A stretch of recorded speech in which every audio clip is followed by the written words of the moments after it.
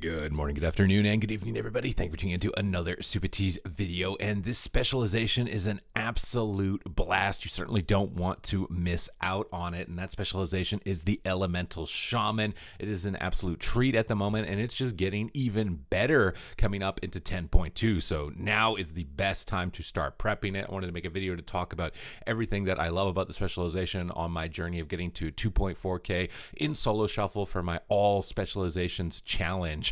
Right at the start of the match on an Elemental Shaman, your main goal is to get flame shocks up, so these beautiful red lines start appearing on your screen. And when those beautiful red lines appear on your screen, you know you're about to have a lot of fun. It means that you're going to be lobbing out a lot of high-powered instant cast lava bursts. And when you use that primordial wave, it just blasts it out onto the entire team. Everybody gets their fair share of lava, and it's one of the best sensations you're really going to get from a class in the game, probably period, is that powerhouse primordial wave. Love the lightning lasso, pulling around corners, line of sighting interrupts, forcing trinkets with it. It's a really powerful ability. We're going to line of sight and focus on our positioning on Elemental Shaman a lot. This way we're avoiding the Ret Paladin while our healer is crowd controlled, while still maintaining our flame shocks and proccing our lava bursts and having a ton of fun at the same time. And that's kind of how you want to gear yourself with Elemental Shaman, is that it's mostly about crowd control, avoidance, good positioning while pumping out maximum amounts of damage. So you can see that I'm running around the pillar, line of sighting the marksmanship hunter, and trying to avoid the Ret Paladin as much as possible in this position. Now, instead of overextending and chasing the Ret, I decide to pull back and just attack whatever I can. This is going to be the main kind of staple of gameplay as Elemental Shaman, is that you are just a turret. Whatever comes to you, you blast. You don't move to the target comes to you. And that's how you determine your best target. Here we're both stunned up. Another thing that's awesome about Elemental Shaman is the support that you can provide for your team. You're not just a damage bot. The Healing Stream Totems and the Earth Shields are really good support mechanisms to be able to help your teammates recover in tough situations, as well as Wind Shear and Grounding Totem to disrupt casts or heals coming from the enemy healer. So it's a really good balance of offense, defense, and hybrid utility if you're looking for like a multivariate experience that really doesn't get old. Like, I even finished the challenge now, and I kind of want to go back on the Ellie Shaman and keep playing it, just between the procs and between all the extra support you can provide. It's just a really good treat. So here, applying that Earth Shield to the Rogue, trying to assist, getting our Flame Shocks up, getting ready to lob out a huge Primordial Wave Lava Burst. Fortunately, I got dispelled right before I could do it, so it's a little unfortunate. Here, our healers in a Hammer of Justice, so we drop that Healing Stream Totem, start getting some support. I see the Ret rooted. I want to look for some hexes, get a Hex, Kidney on the Holy Paladin, triple crowd control, forces a ton of cooldowns. We can swap off that. We're going to pop our Ancestral Guidance, get ourselves back to full health here. And Ancestral Guidance is a really powerful healing mechanic. You really want to be timing that whenever your team is in trouble or your healer is in crowd control. It's going to provide a tremendous amount of recovery to your whole team. Love the Sky Fury Totem as well. This is going to just make your meatballs even meatier when you get these procs with Sky Fury down. It was one of my favorite talents to play. We got our Primordial Wave off cooldown. It's ready to go. We're looking for a Hex.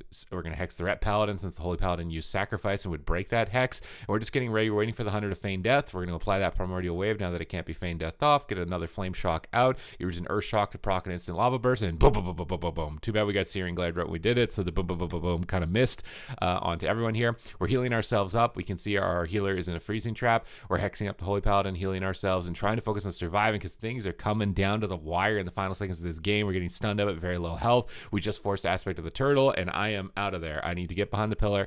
I need to start healing. I need to help out as much as possible and avoid the Hunter at all costs. You know, we were having our fun, but that fun seems to be running out pretty quickly, and we're going to need to focus on getting away in this position. And this is what I mean. This specialization is super fun, high intensity. It's got a nice beginner curve because, again, most of its damage is instant cast, pretty much all of it, right? You see I'm just keeping Flame Shocks up, instant Lava Bursts and Earth Shocks and Kraken Skulls, taking down the Marksmanship Hunter in that position. So I think it's got a nice beginner curve, and then it's also got a nice level of mastery to where are you min-maxing your Wind Shears? Are you using your Elementals? Like in that round, I don't think I even used an Elemental, which is a pretty big mistake, but summoning in the Fire Elemental to get that big meteor hit and just add increases to your DPS. Earth LE is going to boost up your stamina stamina, give you a stun.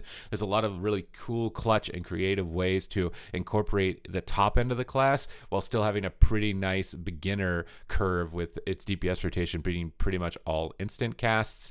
Another fun ability is Burrow, digging beneath the ground, not only defensively, but what I've been doing is popping up underneath people and then thunderstorming them away because it sends them even further when they're up in the sky, and that can be super fun. So in this game, we're going to start with Fire Elemental right away. Love using Thunderstorm when I get stunned, forcing mobility or just getting them off of myself. Got that Primordial Wave out, and we just lob out all those lava bursts, chunking people down like 40% of their health in that one global. It's super fun.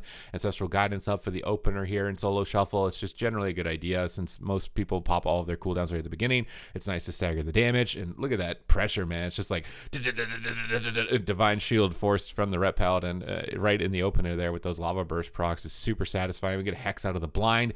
I love that it has crowd control available to it, so you can sneak it in when it is a good opportunity and put the enemy team even further behind. Now Hunter's in a tough position for us, so we're trying to get back up top, trying to help them out. We get a double binding shot, and we're just trying to keep our flame shocks on as many targets as possible. We get blinded, we get trapped, but it's on DR, not the best trap here. We're going for Lava Burst, Primordial Wave 1, big blast of damage, half their health gone there in one cast and proc. Knock during stun, always a good time. We can Gust of Wind then after that and drop Healing Stream Totem. This is going to provide us enough support to kind of tank the rogue out. Stun up with Lightning Lasso, get his trinket behind the pillar when there was no interrupts in range of me. Lava Burst procs, we're going after the Ret Paladin, trying to do as much damage as possible. We've procs in Ascendance, but Dream Protection, this is probably the one thing that is frustrating about Elemental is AoE dispels, or just dispels in general. You got to be really on top of keeping your flame shocks going when these mechanics are in a match with you. Here our Hunter is stunned up. We're trying to help him out. We're keeping Earth Shield up on the Hunter, Healing Stream Totem down on cooldown. This is really buffering a lot of damage for the Hunter, who is typically a squishy target, especially against a Subtlety Rogue and a Ret Paladin. So your healing and support's going to be really important in matchups like this, and you're going to feel critical to the survival of your team, which is great to feel like you have impact on a match. I know for maybe a lot of people that depending on their spec, it might feel like you're kind of like up to your teammates, but you can really carry. Like, look right now, I'm healing up the Hunter while he's stunned. I'm doing my best to keep him alive in that position, and we managed to keep him alive. So if you've got really good awareness, you're able to max out your DPS, you're taking advantage of the full kit of the Elemental Shaman, you're pretty much always going to feel like you have control of a round. Now, typically double melee can be pretty frustrating, but even that, I think if played well, can be really good. Here we got a trap on the healer, which forced a trinket. We've stunned up the Ret. You can see our Hunter stuns, so apply Earth Shield, get Healing Stream Totem down, toss out a Hex, trying to get it defensively here. I think onto the Ret Paladin or the Rogue, just trying to take them out of the fight. Triple blind, recover, stay alive. We force pretty much all their cooldowns, so we win on the next crowd control. So right now, it's just all about staying alive to that next crowd control on the healer while keeping pressure out onto the Ret, and we're just killing him with no CC in this position. Like, he is just dying. Here we got a smoke bomb. I'm going to burrow into the ground, and this is what I'm talking about. We're underground, pop them up, and then knock them back. This isn't the best position to do it, but it's a super fun combo, which I just do all the time anyways because it's super fun to watch how far I can send people. It's super effective if you get them on a Z-axis, and there might be a little ledge that they're hiding under that you can't knock them over. Here our healers CC'd, so we're tossing out off heals, Earth Shield up, tossing out some healing surges. Now we're getting our flame shocks out. We're swapping to the healer. Big damage onto the healer with the swap, and you just always have possibilities. You always have options with this class, which is what makes it so great. We're stunning up the Rogue, forcing the trinket, blasting the Rogue, hitting whoever's overextending the most onto my team and trying to force them back. We proc Cheat Death. He's almost dying through Cheat Death, 4%, but he actually ends up dying through Cheat Death and Time Dilation at that point in the game. We're topping the DPS meter. We're having a good time. We didn't even use the Earth Ellie in that game. It would have been good.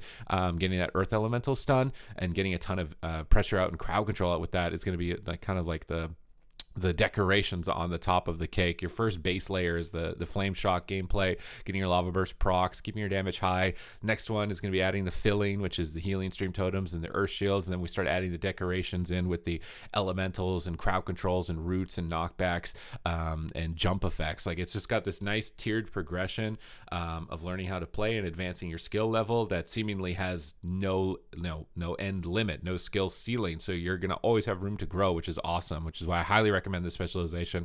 Definitely check it out. But other than that, if you enjoyed the video, make sure to like it, subscribe, and comment down below with your thoughts. Have you been checking out an Elemental Shaman? You can follow my stream. It's linked in the description down below, as I'm going to be playing pretty much every spec that there is to try and get 2400 on them in Solo Shuffle. So I'm going to have a really detailed experience of how great these classes are or whether they're worth your time to play. So thank you for watching, and I will see you in the next one.